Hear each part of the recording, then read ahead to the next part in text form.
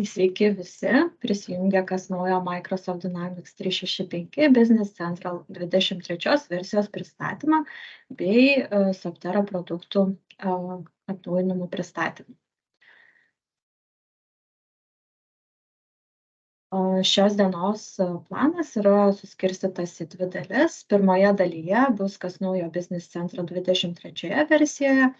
Ir antroje dalyje mano kolegė Emilija parodys, kas naujo Softero produktuose. Tai ir pradėkime nuo kas naujo Business Central 23 versijoje.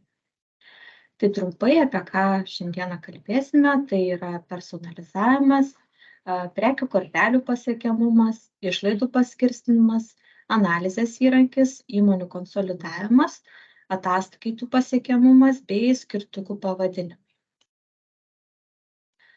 Naujoje versijoje atsinaujino personalizavimo laukas.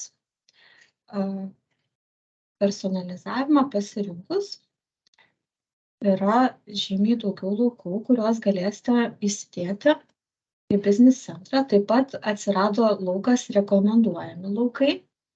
Taip pat galima išplėsti ir matyti pasirinkimą. Tai yra bazinių objektų laukai, objektų plėtinių laukai. Taip pat galima prisidėti ir pasirinkimą, kad rodytų puslapyje jau rodomus laukus. Tai kiekviename lange galite pasirinkti šituos pasirinkimus, bei kaip ir prieš tai ieškoti paieškoje, kas būtų jums naudinga prisidėti per personalizavimą.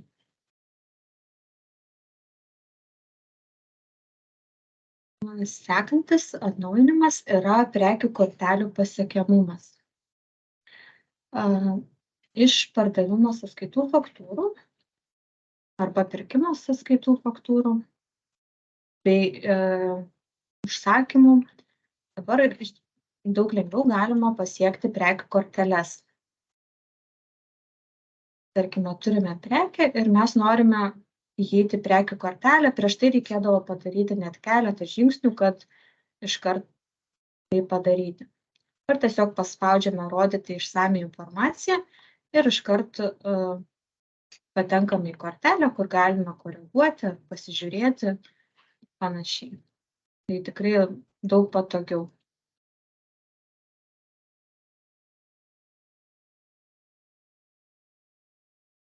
Toliau. Sekanti tema.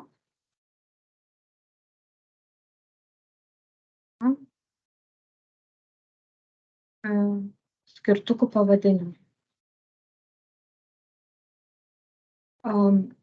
Business Central prieš tai viršuje visada būdavo rodydavo tam Business Central ir tiek. Dabar įėję į bet kurį langą viršuje, tarkim, atsistojom ant sąskaitos faktūros, jums rodys pilną informaciją, kad tai yra, tarkim, pardavimo sąskaita tokia ir tokia. Arba jeigu einate į kažkokią kitą kortelę, tai tuomet rodys, tarkim, jeigu nueinam pirkėjus ar panašiai. Pirkėjus. Įstojam ant pirkėjo kortelės, tuomet mums viršuje rodo, kad tai pirkėjo numeris toksai ir toksai, pavadinimas toks ir toks. Tai tikrai patogu, ypač jeigu atsidarom daug langų, tuomet matom, kad kokiame lange ką esam pasirinkę.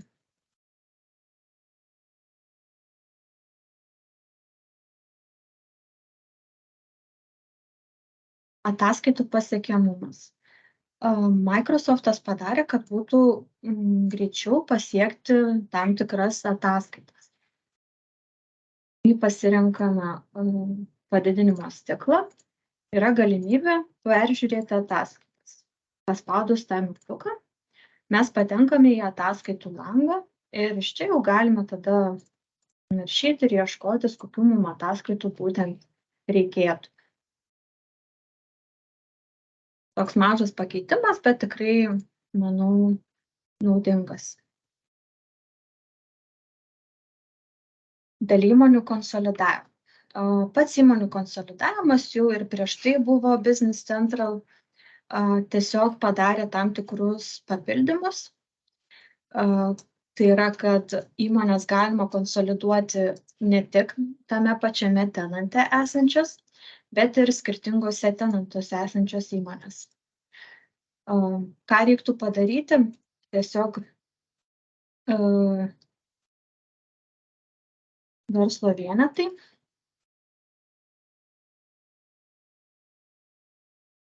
Yra galimybė nustatyti duomenis per API. Tai yra nusikopijuoti savo API adresą ir po to prisidėti duomenyse. Iš verslo vienetų patys nustatymai, tai yra konsolidavimo nustatymuose. Ir čia yra jūsų jau API adresas, kurį reiktų nukopijuoti, perduoti tai įmonei esančiai kitame tenante ir būtinai jungti, įgalinti įmonę kaip dukterinę. Padarę tuos pakeitimus, galėsite dalintis informaciją ir taip konsoliduoti duomenis. Sekanti tema. Analizės įrankis. Pats analizės įrankis jau buvo ir 22 versijoje, tačiau jį reikdavo patiems įsijungti per Future Management. 23 versijoje analizė įsijungs automatiškai. Ko siekia Microsoft, tai kad mes iš tų standartinių ataskaitų pereitume būtent į analizės ataskaitas, nes jos yra daug patogesnės, lengviau įsikelia į Excel formatą. Taip pat, ką padarė, kad nebeliko apribojimų, 22 versijoje buvo galima apdoroti duomenis 500 eilučių, o dabar nuėmė visus apribojimus, todėl galima didelius duomenų kiekius apdoroti. Priklausomai nuo to, kiek yra duomenų, gali šiek tiek ilgiau užtrukti pats naudojimasis. Apie analizės įrankį mes turime ir instrukcijų puslapyje. Ką įdomus padarė Microsoft, kad sukūrė standartinius pasirinkimus. Mes juos įdėjom šiek tiek aprašytus lietuviškai, pagrindinius naudojimus. Tai jeigu jūs paspausktumėt analizės rodinys ir jūs norit, tarkim, turėti likusios pirkėjų neapmokėtos sumos pamėnesiui, tai tiesiog paspaudžiat šitą nuorodą ir jums automatiškai sukuria šitą ataskaitą. Taip pat, jeigu turit susikūrę savo ataskaitas, jas galite dalinti su savo kolegomis. Tai yra arba sieti su konkrečia įmonė, jeigu savo tenante turite kelias įmonės, tai galite ir nesieti ir tą pačią ataskaitą pasidalinti su kolegomis ir jie matys tą patį vaizdą kaip ir jūs. Ir tuomet galėsite analizuotis duomenis, jais dalintis ir panašiai.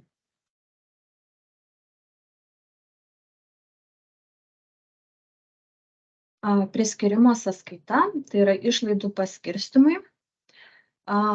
Šis įrankis padės paskirstyti išlaidas. Kaip tai veikia? Ši funkcija bus ir bendruosiuose žurnaluose bei sąskaitose. Yra bendruosiuose žurnaluose, kur yra sąskaitos tipas.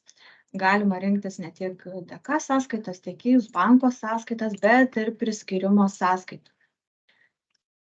Pačias priskyrimo sąskaitas šiek tiek vėliau parodysiu, kaip jas galima susikurti. Bet esmė tame, kai jūs susikuriate priskyrimo sąskaitą, ten nurodote, kokiu procentu išskirstyti sumą, galite nurodyti dimensijas ir tai paskirstyti pagal savo poreikį. Šita eilutė, sąskaitos tipas, atsirado ir prie pardavimo sąskaitų ir pirkimo sąskaitų. Parodysiu.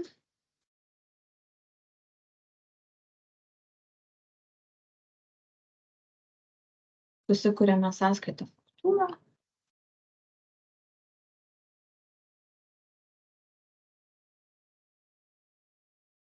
matom, yra priskyrimo sąskaita. Čia rodys sąrašą, kokias priskyrimo sąskaitas turite ir, tarkim, norėsite paskirstyti pagal tam tikrus procentus, pagal padalinius tas išlaidas. Taip pat yra ir prie pirkimo sąskaitų tas pats pasirinkimas. Dabar parodysiu, kaip susikurti priskyrimo sąskaitą ir kokios yra ten galimybės.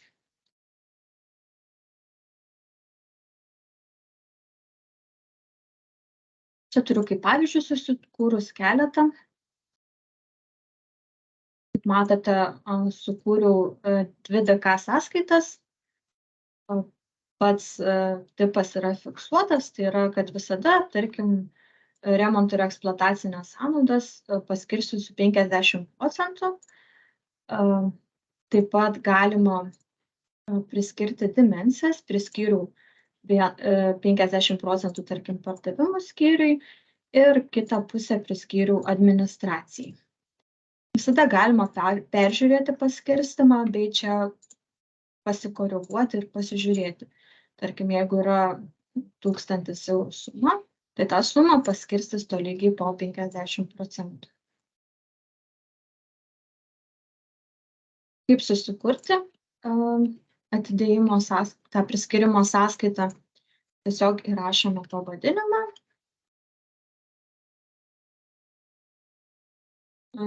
Galima priskirti DK sąskaitas. Šiuo atveju mums automatiškai sukūrė tokį, bet mes čia galime pasikeisti į tas DK sąskaitas, kurias norime. Tarkim, nuomos sąnaudas. Aš išdalinsiu kelius stulpelius ir priskirsiu skirtingam padaliniam. Kaip matom, iš karto pasirinkus kiekvieną eilutę, tas procentas pasikeičia. Galim tas dalis dalinti ir kitaip. Tarkim, rašom 200, čia 50 eurų. Tai automatiškai perskaičiuoja ir tos procentus esančius. Taip pat galima čia prisiskirti dimensijas, jeigu jos visada yra tos pačios, tarkim, padalinys. Jeigu turit ten kelias globalias ir norit tam tikriem projektam paskirstyti, tai galima skirti ir projektą.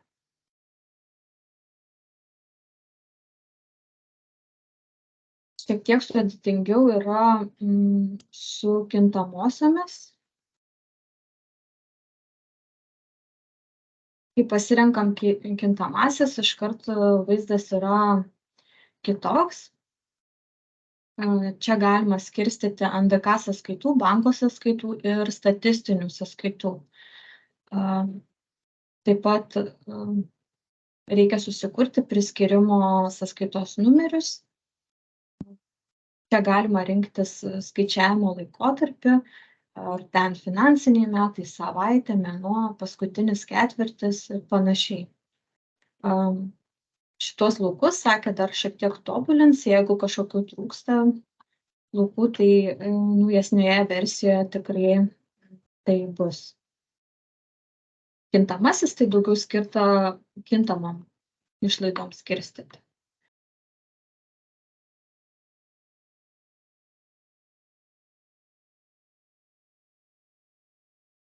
Tai perduosiu žodį savo kolegijai Emilijai, kuri pristatys, kas naujo Business Central produktuose. Tai šiandien aptarsiu būtent įmonės vadovo unirolę, dokumento saugojimą PDF formatu, atidėjimo šablonus, pakaitinės grupės bei atvirus mokėjimus. Tai pirmiausiai vadovo unirolė. Tai nuėjus į Business Central aplinką, pirmiausiai rolę galima įsijungti per parametrų skiltį. Įsijungus mano parametrai, pirmas yra rolė. Per 3 taškiukus pasirenkame norimą rolę, spaudžiam gerai ir pasikeičia rolė. Kas kitaip yra įmonės vadovo būtent rolėje, tai veiklos sritis yra labiau pritaikyta parodanti duomenis, kurie yra aktualūs įmonės vadovams. Šiuos parametrus taip pat galima pasireguliuoti, pavyzdžiui, prisidėti norimas spalvas ir tai galima pasidaryti per veiklos ir nustatyti eiles. Čia galima susidėti, kada norime kokios spalvos požymio bei nuo kurios sumos. Taip pat čia galima nuskaityti dokumentus, toliau eina įžvalgos. Tai čia yra verslo veiklos rodikliai, galima pasirinkti norimą diagramą, bei ją pasikeisti.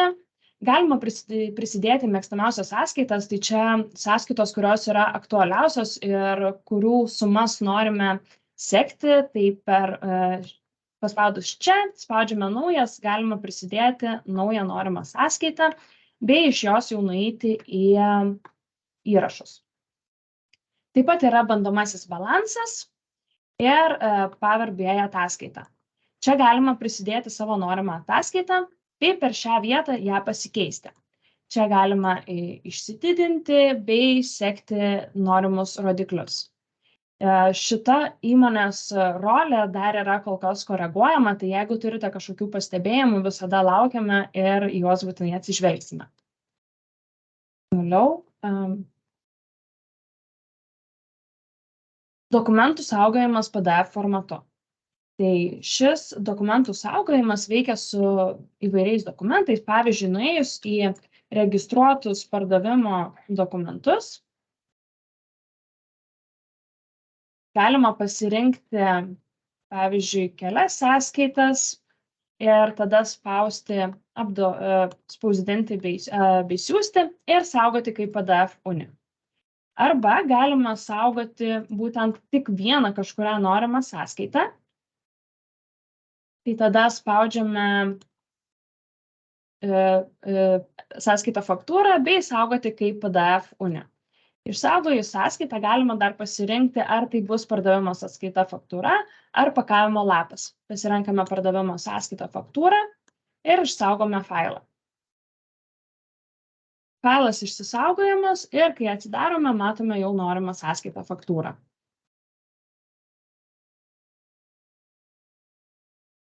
Toliau atidėjimo šablonai. Tai ties atidėjimo šablonais yra keli pakeitimai. Tai galima pasirinkti atidėjimo galiojimą pagal nustatytas datas, bei gali būti ne 360 dienų, o galima naudoti 365 dienas. Tai galima padaryti nuėjus į atidėjimo šablonus. Čia jau esu susikūrusi naują šabloną, tai kas svarbu, tai skaičiavimo metodas reikia pasirinkti galiojimo datas, kurias bus galima prisiskirti pačioj sąskaitoj faktūrai, bei čia galima prisidėti, kad naudoti 365 dienas. Tai kaip tai atrodo pačioj pirkimo sąskaitoje. Tai atsidarius norimą sąskaitą faktūrą, kurią aš jau esu pradėjus, tarkime, pildyti, prie atidėjimo kodo galima pasirinkti norimą atidėjimo šabloną, tai šiuo atveju pasirinkau galiojimas, bei pasirinkau, kad skaičiuosiu nuo šių metų gruodžio iki sekančių metų gruodžio. Tai per 3 taškiukus galiu matyti sukurtą būtent grafiką ir matome, kad yra pažymėtas šis požymis. Jį nusiėmus galima perskaičiuoti ir sumos jau pasiskirsto tolygiai per visus metus.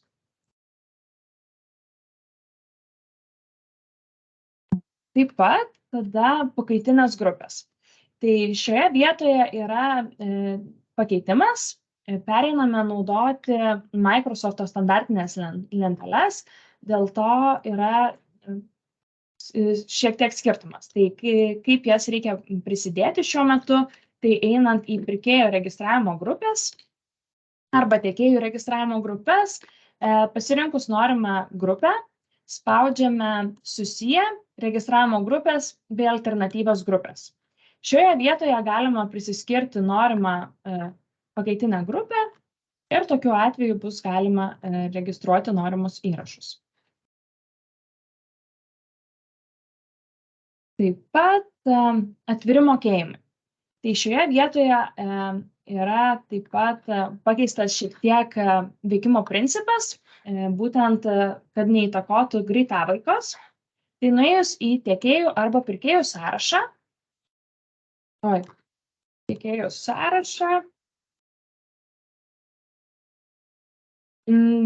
matome, kad atviri mokėjimai šiuo metu nėra paskaičiuoti.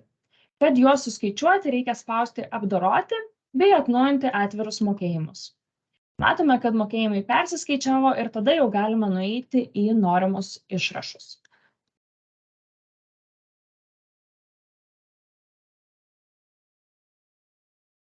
Ir tiek. Laikas jūsų klausimams. Jeigu turite kažkokių klausimų, tai juos galite užduoti Teams pokalbių kanale. Taip pat noriu priminti, jeigu domintų plačiau kažkuri tema, visada galite rasti informaciją tiek mūsų instrukcijų puslapyje, tiek Microsoft'o puslapyje. Ir matau, yra klausimas, kuris saugomi sąskaitų PDF dokumentai. Tai PDF dokumentai yra išsaugojami prie atsiųstų failų. Tai būtent savo kompiuteryje atsidarius atsiųstų failų aplanką, ten rasite visus dokumentus. Tai ši funkcija daugiau skirta dokumentų saugojimui pas save kažkur sistemose, kad ne tik būtų prisekta, tarkim, Business Central, nes po to yra sunku duomenis, tarkim, jeigu reikia daugiau duomenų įsitraukti. O ši funkcija suteikia galimybę įsisaugoti pas save kažkur tai nurodytoj vietoj. Dėl, kad išsaugo kelias PDF sąskaitas, šitą vietą pasižiūrėsim. Galbūt pas jūs nėra atnaujintas ar appsas. Kokias klaidas pastebėjom, kol kas nepastebėjom jokių klaidų. Microsoft'as jau į naujesnę versiją, tai yra 23.1 naujina, tai tiesiog manom, kad jau jis kaip ir savo klaidas įsitaisė.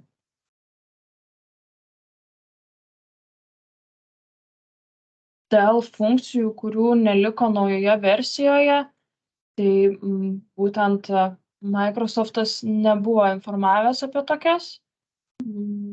Šiaip patys funkcionalumai nesikeičia. Ką turėjot prieš tai, tai visa tai išlieka, tik tai prideda naujus funkcionalumus. Tai neliko to, kad dėl tų priskirimo, tai tiesiog naudosi Microsoft'o, nebeliko mūsų produktuose, bet ši funkcijos visus išliko. Siuntėme laiškelį dėl VAT deklaracijų, ištaisys su nauju releasu šitą klaidą. Ar analizės įrankis atsiranda tik nuo 22 versijos? Tai taip, yra galimybė jį nuo 22 versijos tik įsijungti, o nuo 23 versijos jis jau būna įjungtas automatiškai.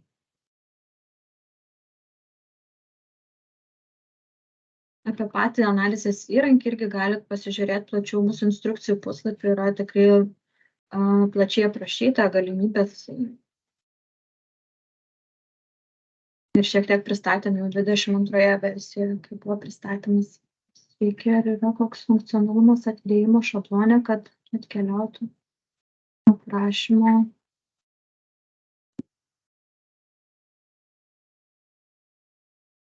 Nes šiuo metu pasirinkus atidėjimo periodą, patikrinus skaidymą stulpeliai yra tušti, rankomis reikia kopijuoti tekstą. Tai atidėjimo šablonuose galima apsirašyti tą tekstą, nebent jūs įsirašote ten vienas, tai tokį tekstą įrodo. Dėl SEPA, tai pakeitimų SEPOje kaip ir nėra. Jeigu gavot laiškus iš Swedbanko, tai prie to dirba partneriai ir veiks tiek su senų formatu, tiek nauju. Esnėse versijose buvo standartinė galimybė išsaugoti ataskaitas PDF failus ir galimybė išliko. Jeigu naudosit analizės įrankį, tai ten į PDF failą ne, tiesiog išsisaugosit Excel'yje. Bet jeigu jūs kalbat apie standartinės, tarkim, SLA ataskaitas, tai taip, yra galimybė išsisaugoti ir PDF. Dar klausimas, ar yra kintamasis manager pavardė, kiek matome, yra tik vardas. Čia kur turite omenyje, kad ar yra kintamasis šis? Klausimas, kur būtų galima paskaityti apie konsolidavimą, kai įmonėse yra skirtingose tenantuose. Yra jau ir partnerių Microsoft'o paruošti pristatymai, tai yra YouTube kanaluose ir yra Microsoft'o puslapyje, kas naujo 23 versijoje. Tai jeigu domina, tai tikrai galite rasti tenai. Šiek tiek dėl aprašo, tai jį galima apsirašyti, be abejo, ten įrašys jums, jeigu jūs norit konsultavimo mėnesinis mokestis ten už tokį mėnesį, tai automatiškai programa nepriskirs, bet tarkim tekstą, tai čia, kur periodo aprašas, galima įsidėti, ką norit.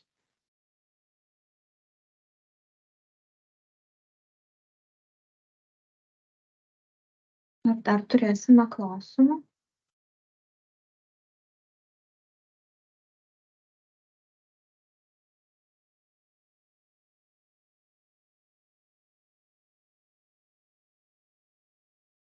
Ar dar turite klausimų?